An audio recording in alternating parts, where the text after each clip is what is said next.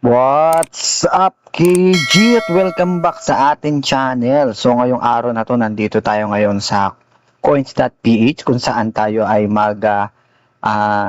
iipon challenge, no? So, para sa mga bago lang na nanonood sa akin, no? So, ito ay ang tinatawag kong Bitcoin Ipon Challenge kung saan every sahod naglalagay ako ng 500 pesos sa Bitcoin. At so, ang gamit kong platform ay coins.ph at ngayon ay dahil sahod ay bibili tayo ng Bitcoin, no? So kahit anong price ng Bitcoin ay binibili natin. At syempre dadaanan din natin yung ating chart kung bibigyan ko kayo ng konting update kung ano na yung pwedeng nangyayari na doon sa ating target, no? At kung bakit tayo nag-accumulate ngayon. So sa mga dati na, no, ang pinakamaganda lang natin mapag-uusapan din ngayon is kung ano ba yung reason, no, kung bakit pwedeng ito yung bottom or pwedeng tinitignan na natin ngayon yung pwedeng mas mababa ng konti yung maging bottom or may hit kaya yung 30,000 natin or babalik tayo dun sa range na kung saan itong range na to kung saan yung same lang yung presyo which is yun na yung pinakang bottom, no. So tinitingnan natin yung may mga bars kasi tayo pag-uusapan, no. So sa ngayon bibili muna tayo ng ating Bitcoin. So sa mga bago lang dito sa coins.ph, so punta lang kayo sa inyong portfolio, no? Kung meron na kayong mga bitcoins, no, so pwede kayong bumili dito. So akin kasi nakalabas na, may nakalagay na rito na BTC. So bibili na lang ako. Pero kung kayo ay bago pa lang, so punta kayo sa prices. Search nyo lang dito sa taas BTC, no? Nakalabas na pero i-search natin. So lalabas yung BTC.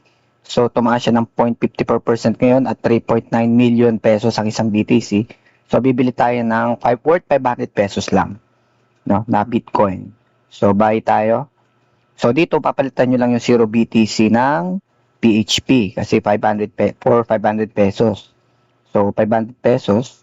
So makakabili tayo ng worth 500 pesos lang ng BTC. So sa Satoshi lang ito. So kurot lang ito, no? Pero every month nag-iipon tayo para titingnan natin kung saan papunta itong ating naiipon, no? So maganda lang dito, hindi na natin kailangan hulaan yung market kung pataas or pababa. So, may kakayanan tayong bumili kahit ano magkano yung presyo, lalo na ang tinitingnan natin is time-based na pag-accumulation, no? Ang tinitingnan natin. Tumitingin din tayo sa price, pero ibang strategy din 'yon, no? So, dahil ngayon nag-accumulate na ng Bitcoin, ang Bitcoin Ipon Challenge kasi natin is time-based, no? Mamaya ipapaliwanag ko rin 'yon. At yung price-based naman kung saan yung mga iba nating capital, saka natin ilalagay once na na-hit yung mga ganong certain na price, no? Pero hanggang ngayon, hangga't hindi siya na-allocate, so gagamitin naman natin yung kapit na yun para mag-accumulate naman ng altcoins, no? Pero sa ngayon, tingin ko this year, hindi pa ako makakapag-accumulate ng mga alts, no? Dahil unang-una, tinitingnan pa natin yung price ng Bitcoin at kung saan papunta ang price ng Bitcoin. Kasi siyempre, Bitcoin is king. Kung siya ay pababa, so hinahatak niya yung mga prices ng mga altcoin pababa. At kung siya naman ay pataas, no? So, pwedeng hindi na ma-hit yung mas lower pa, no? Pero depende sa altcoin, siyempre.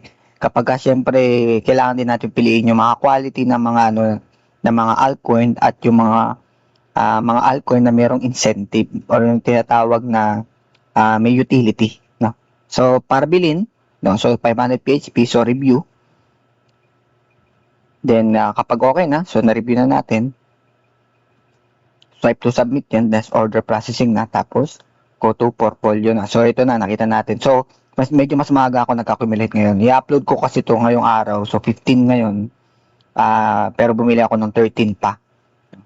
So wala problema naman sa akin kung bumaba pa yung presyo, tumaas, kasi ang aking strategy dito is every sahod ay mag-accumulate naman tayo ng worth 500 pesos lang, no? Para hindi tayo syempre nahihirapan at saka isa pa, hindi tayo kabado once na bumibili tayo. So balik tayo sa ating portfolio, yun. So dito hinide ko lang yung aking pinakang assets, no?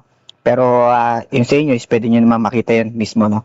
So ako ginagamit ko lang yung coins.ph dahil simple, madali, tapos BSP regulated, at also pwede ko rin siyang gamitin pan-transfer dun sa aking cold wallet, no? So pag nilipat ko na sa cold wallet, siguro ang minimum ko is 10,000, no? Para ililipat ko na siya doon. Once na worth 10,000 pesos na isang asset, so inililipat ko na doon.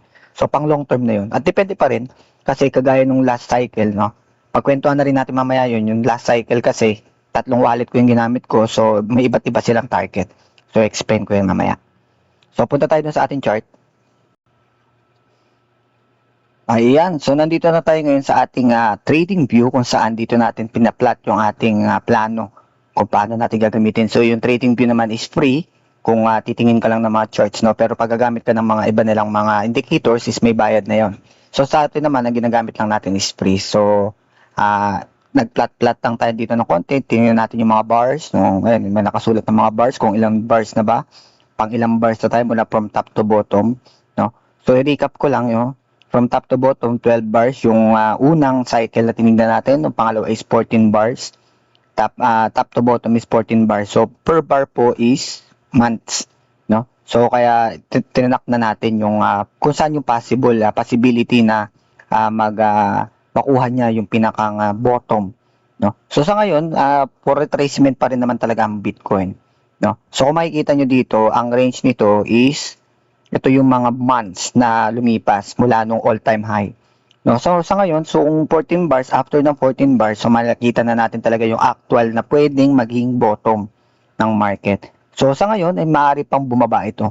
Mas mababa pa kaysa doon sa na-expect natin. Or pwede ring ito na yung pinaka-range niya. Yun yung kagandahan ng ginagawa natin strategy. Kung saan, kahit saan papunta yung market, meron na tayong position which is nag-accumulate tayo. At bakit ko sinasabi na kasi April tayo nagsimula at bakit ito yung best time para sa akin? Kasi pasok na siya doon sa mga months kung saan na magandang mag-accumulate. Which is kasi tinignan natin yung pinakang history kagaya nito. So last history, no? So ito yung cycle na naabutan ko. No? So pangalawang cycle ko pa lang kasi ito 2021 ako na cycle, no? Tapos nakita natin na itong mga months na to dito nagsimula mag-accumulate yung magkaroon ng bottoming ng market, no? So, napapansin nyo, hindi na masyadong mababa ang market sa mga panahon na yan. So, sinukat natin yan. So, nakita natin ito, mga bars na to. So, ito na yung pinakang tinitignan nating range kung saan papunta yung market. Maaring ma-extend or pwedeng mas maaga siyang makuha, pwedeng mas ma-early, pwede rin late stage mo nang makita yung bottom. But still, nandito na tayo sa range na to. So dito naglalagay tayo ng mga kahit 500 pesos. Kaya yun yung kagandahan pag DCA strategy ka. Pag DCA strategy ka, lagi kami pambala. Every month, every day, pwede ka mag-add. Hindi kagaya ng kapag nag-all in ka, tapos bumagsak kunyari. Ang price ngayon ng Bitcoin in dollars is $63,000. Paano kung bumagsak ng 30,000? Which is yun yung gusto kong target. Para sa akin lang yun. Pero sureable ba yun na makukuha? So para sa so malalaman natin, no? So hindi naman natin masasabi yung market kung saan papunta, pero hoping ako na matouch yung 30,000. Bakit?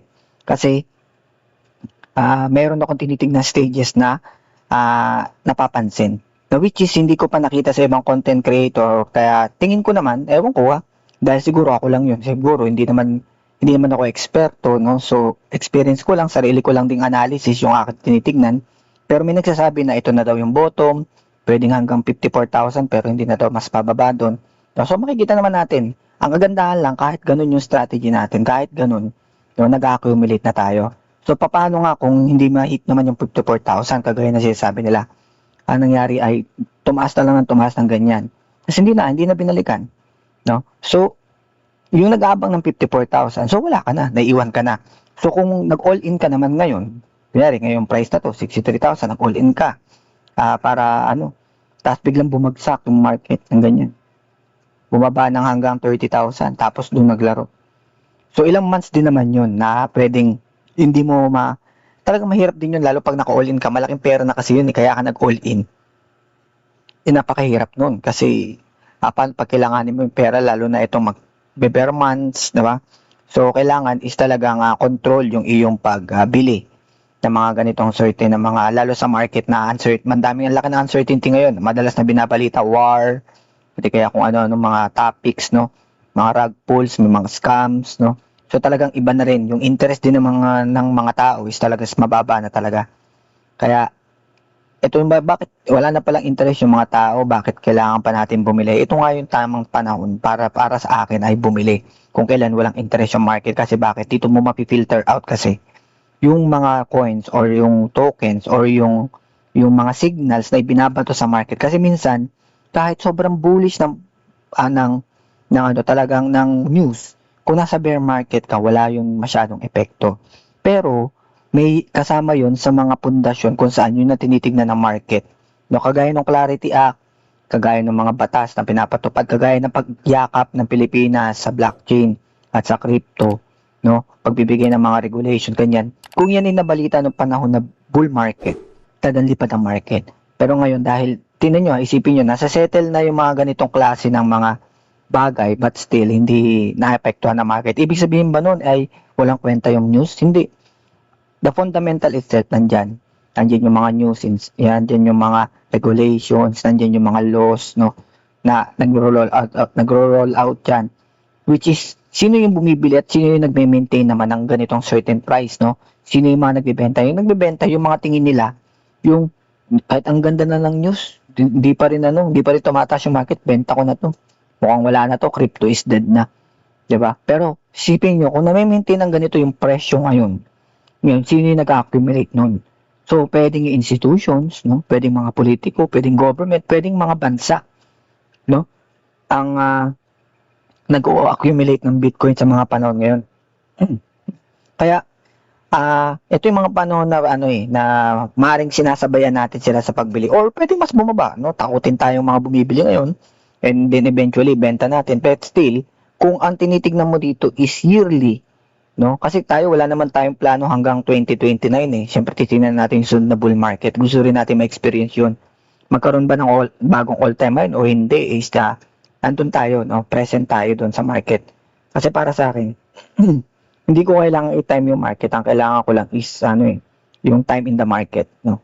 Kung gaano katagal ako nandito sa market, tingin ko mas nag-aano yun. At saka yung habit na naging kaulog-galigan ko na since 2021 na maglagay talaga ng porsyento ng sahod ko dun sa certain coin. So hanggang sa nakaipon is naging habit ko na.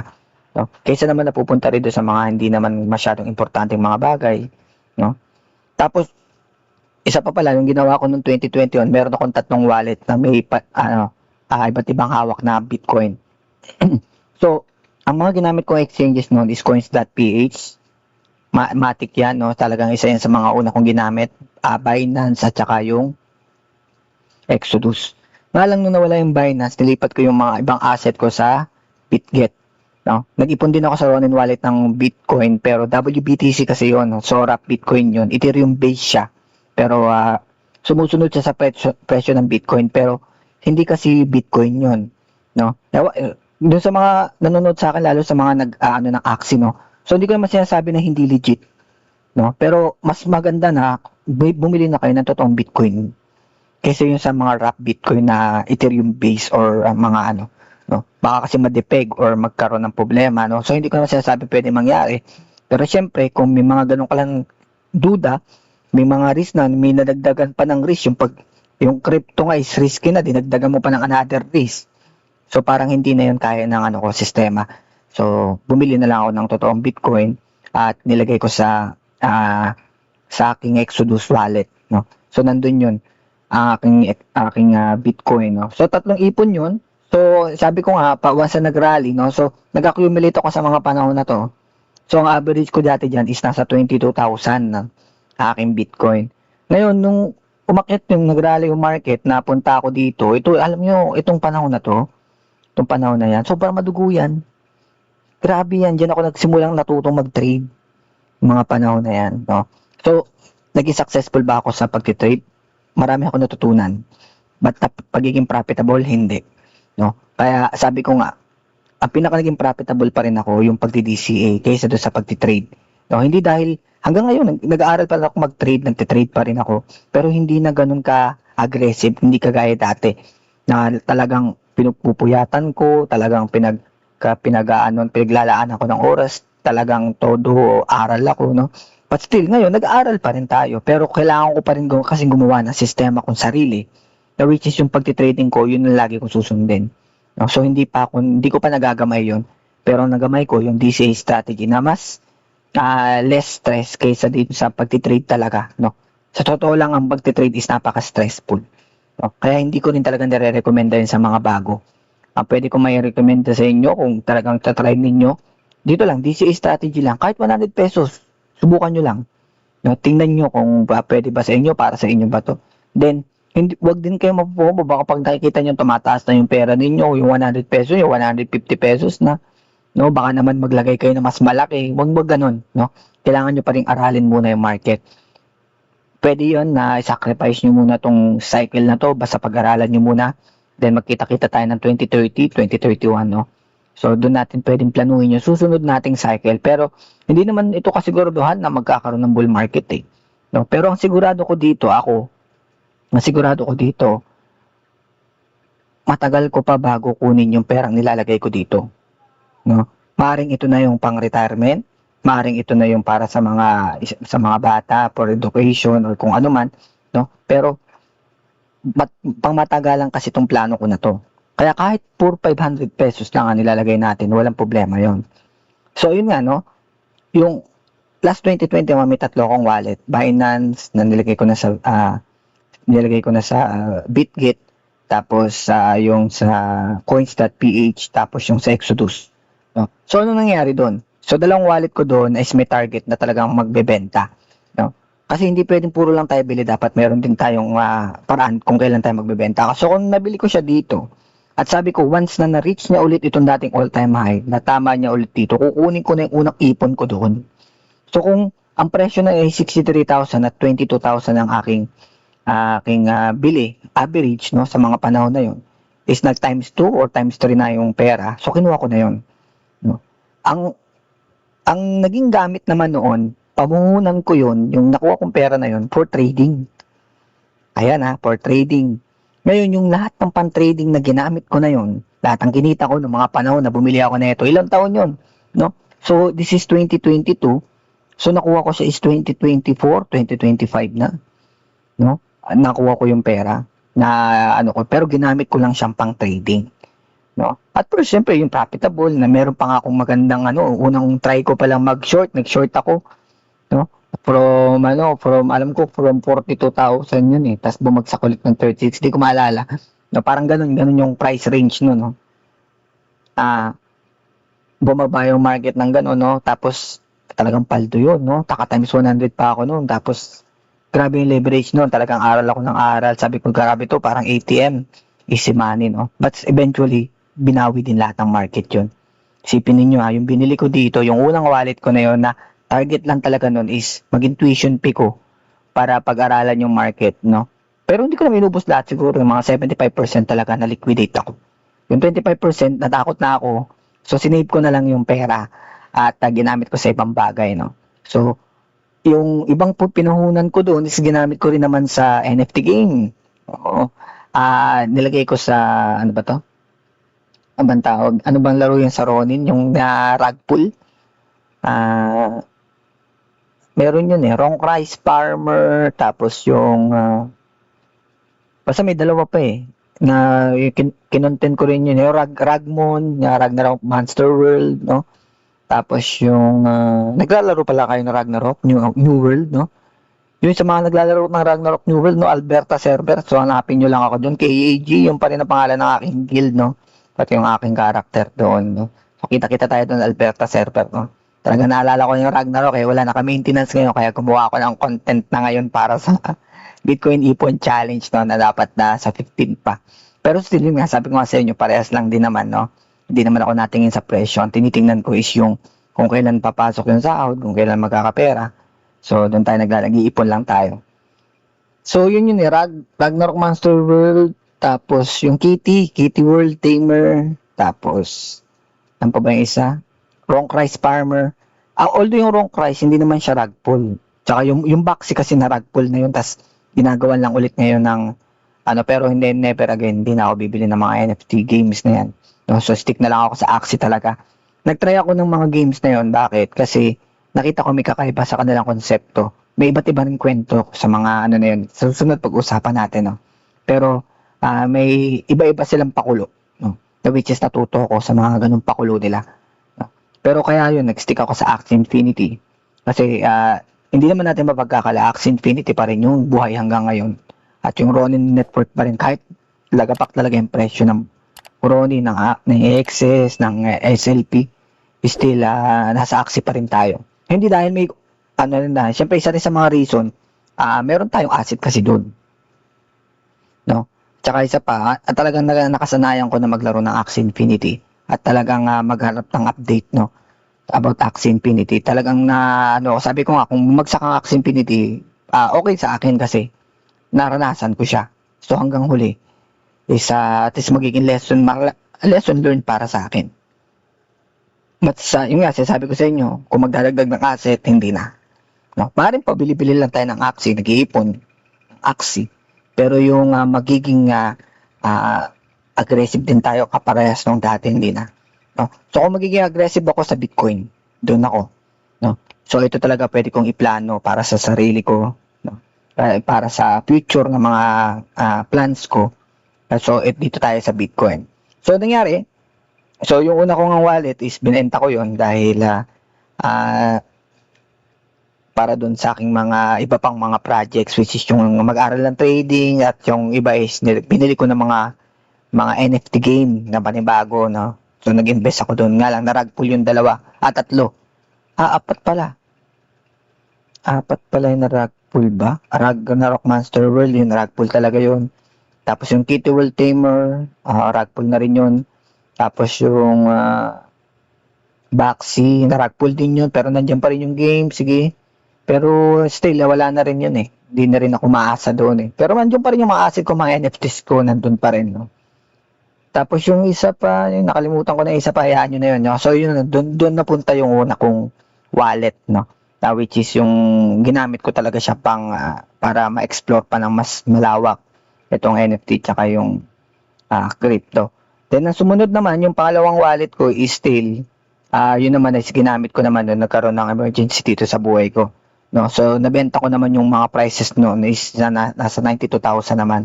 So galing ng all-time high yun, binenta ko yun noong last November. No? So hindi ko na ulit nakita yung another nung umangat pa ulit yung market. Tumaas pa ulit. So ang plano ko kasi sana magbebenta ako sa 175. So hindi naman na-reach yung 175, so hanggang 126 lang tayo or 130 ganun. Yung all-time high ng Bitcoin. So hindi rin ako nakapagbenta noon. So which is okay lang dahil kailangan mo ng pera.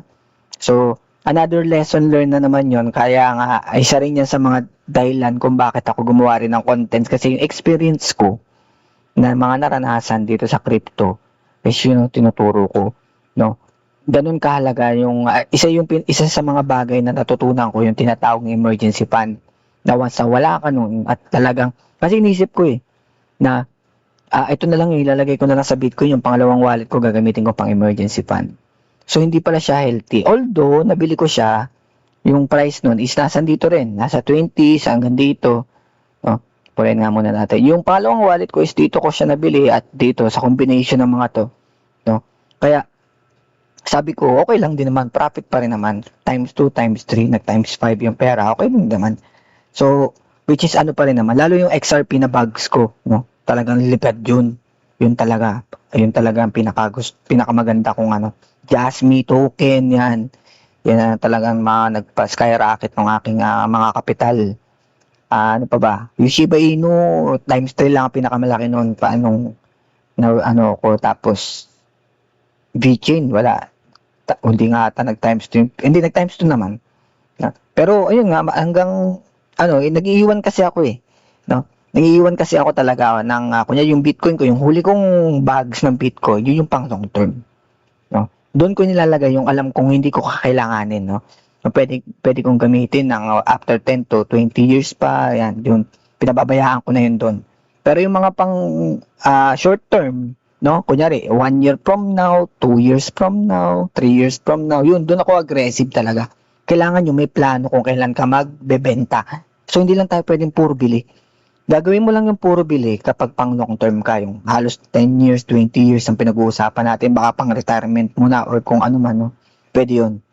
Pero kung ang gagamitin mo is for the next 4 years, 3 years, so kailangan alam mo rin kung paano magbenta. Kagaya ng paano yung ginagawa natin sa pagbili, ganun sa pagbenta. At ito yung panahon kung saan yung sa ating bars na ginawa, is ito yung panahon kung saan dapat tayong bumili. Para sa akin, ha. So, kaya tayo nag-accumulate ngayon. So, ganun din, no? So, maaaring itong Bitcoin Ipon Challenge natin is pang long term ito, pero nag-iipon din ako, naglalagay din ako sa ibang wallets ko kung saan yun naman ang gagamitin ko pang kapital para sa susunod kong mga projects, sa susunod kong mga plano for the crypto, no?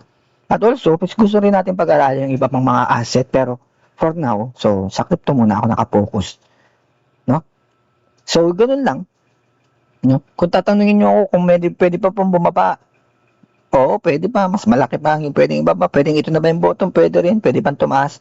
Kasi marami. Marami ako yung mga gurus ko, yung mga lagi kong pinakikinggan na mga influencer about dito, no? Yan, sila Tito G, sila Benjamin Cohen, no? Sila yung mga lagi kong tinitingnan yung analysis nila. So, sabi nila by October to this year daw, makikita raw yung bottom, ang pinakamababa is 54,000, no? Pero ako, yun nga, andun pa rin ako sa 30,000, so naglalagay tayo ng capital stone. Gusto kong bumili ng ganong kababa no? Pero, ibig sabihin nun, talagang wakwak talaga ang mga alts. Kaya nga hinaano ko, hindi na lang muna ako bibili ng alts, ipopokus ko lahat sa Bitcoin. At kapag nakita ko, meron ng strength, yung Bitcoin na tingin ko, nakukuha na niya, may foundation na siya. Nakakuha na siya ng stage 1. No? Tapos, nakabuild na siya ng stage 1, nasa stage 2 na tayo. Pwedeng doon ako mag-allocate na ng para sa mga altcoin. Pero for now, yung mga dati ko pa rin holdings, yung mga natira sa akin nung last script, is hindi ko pa rin naman binibenta. No? Kagaya ng mga natira ko doon sa aking Bitcoin wallet, yung sa aking XRP, no? Ethereum ko, yung aking Solana. No? So, nandun pa rin sila. No? Hindi sila parte talaga ng aking short-term na plano, kundi pang long-term sila. No? So, hindi ko sinasabing bumili rin kayo ng mga tokens na yon. No? Ako kasi, nabili ko sila ng mga panahon na nag-aaral pa lang ako. Pero ngayon kasi mas magkakaroon tayo ng deep analysis kung ano. At syempre, kung makadiscover tayo ng mga bagong tokens, i-share ko naman sa inyo kung ano yung pwede nating i-accumulate pa.